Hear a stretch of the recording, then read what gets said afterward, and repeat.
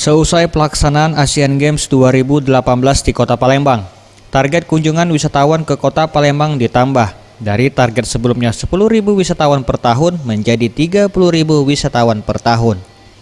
Untuk mencapai target tersebut, Dinas Pariwisata Kota Palembang melakukan berbagai upaya seperti pengembangan 70 titik pariwisata dengan 13 destinasi wisata unggulan serta menggencarkan promosi paket wisata bekerja sama dengan pihak hotel, yaitu paket menginap 3 malam 4 hari plus kunjungan wisata. 1.000 sampai 70.000 target kita di tahun ini, dan tahun mendatang ya tentu karena tidak ada Asian Games tentu agak kita turunkan ya, paling tidak di angka 20 sampai 30.000, 2 kali lipat lah dari tahun sebelumnya untuk Wisman ya.